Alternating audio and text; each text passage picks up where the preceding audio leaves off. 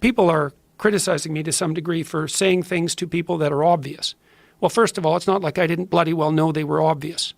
When I wrote those rules, the rules in my book, for example, stand up straight with your shoulders back, treat yourself like you're someone responsible for helping. It's like, I know perfectly well that those can be read as cliches. The question is, a cliche, let's say, is something that's so true that it's widely accepted by everyone. Well, but we don't know why it's true anymore. And so the issue that we're talking about here, or the issue of being a good sport, we need to figure out why that's true. And the reason that it's true is that you're trying to push your development farther than you've already developed at every point in time. And now that's the proper moral attitude. So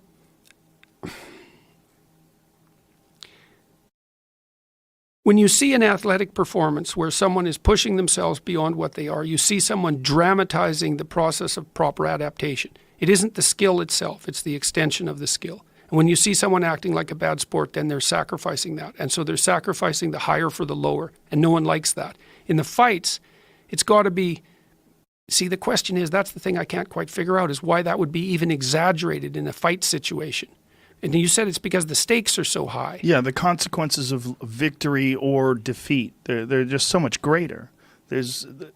Your health is on the line. It's one of the rare things that you do where your health is on the line, your physical health. Right. So there are more extreme victories and more extreme defeats. And so the morality that's associated with defeat is more extreme. Exactly. Because there's more on the line. Yeah, exactly. Yeah, that makes sense. And the way people treat the champions, it's a very different thing. It's the respect and adulation that a champion receives it's the pinnacle of sports in terms of the love from the audience. When someone wins a great fight, there's nothing like it. And this is one of the reasons why these people are willing to put their health on the line, because the high of victory, and it's not just a victory. It's who said victory is really the victory over the lesser you. It's the victory over... That's always the victory. Yes. Yeah. The victory is over... You got to realize a guy like Stipe Miocic, who defends his heavyweight title this weekend in the UFC, he's the heavyweight champion of the world, but he's not undefeated.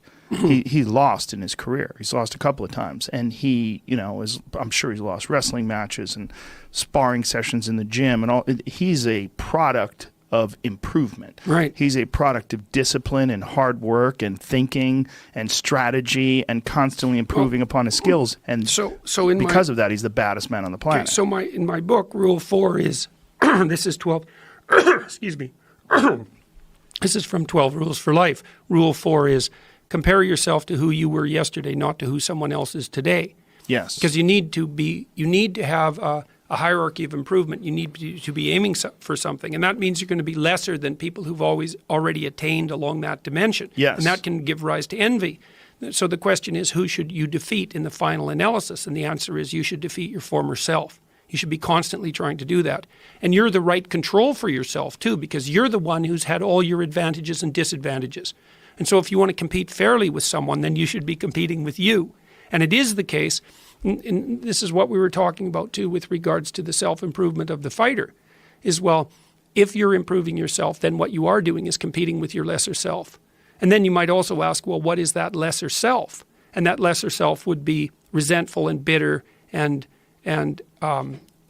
aggressive and vengeance-seeking and all of those things that go along with having a negative moral character. And those are things that interfere with your ability to progress as you move forward through life. So it's very necessary to understand that this is why, I've been stressing this idea of personal responsibility. It's like, well, personal responsibility is to compete with yourself, is to be slightly better than yourself the next day. Yes. And better in some way that you can actually manage. And that's humility. It's right. Like, well, I'm a flawed person and I've got all my problems. Could I be as good as person X? It's like not the right question. The right question is, could you be slightly better tomorrow than your currently flawed self? And the answer to that is, if you have enough humility to set the bar properly low, then you could be better tomorrow than you are today. Because what you also have to do is you have to say, well, here's all my flaws, and my insufficiencies, and the best that someone that flawed and insufficient could do to improve and actually do it is this, and that's not worth going out in the street and celebrating with placards, you know. It's like, well, this is why I tell people to clean their room. It's not going to brag to someone that you did that, but someone as insufficient as you might be able to manage it, and that means you actually are on the pathway to self-improvement, and you're transcending your former self. And you might say, well, what's the right way of being in the world, if there is such a thing? And it's not acting according to a set of rules. It's attempting continually to transcend the flawed thing that you currently are. And what's so interesting about that is that the meaning in life is to be found in that pursuit.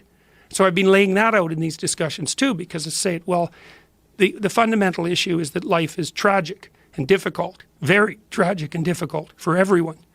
And it's also tainted by malevolence, because no matter how things are tragic and difficult, but there's always some stupid thing that you could do or someone else could do that could make it even worse than it has to be. And so that's life.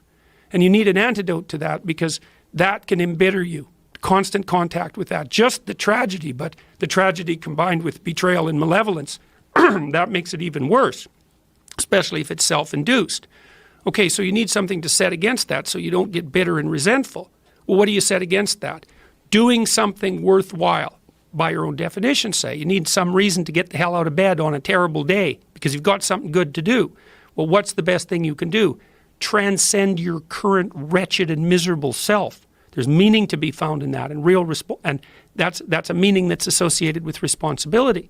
One of the things that I've been trying to lay out clearly is that life is hard. It's tainted by malevolence and betrayal. That can make you bitter. You need a meaning to offset that. Where's the meaning to be found? Not in rights, not in impulsive pleasure, but in responsibility. You take responsibility for yourself, so you take care of yourself. If you're good at it, you have some excess left over to take care of your damn family. If you're good at both of those, then you have some excess left over to take care of your community. Those are heavy burdens. You pick up the burdens, you find that's meaningful. The best way to pick up the burden is to continually improve yourself, and that's where the meaning is to be found. And so that meaning is in the continual self-transcendence. That's letting your old self die and the new self be reborn.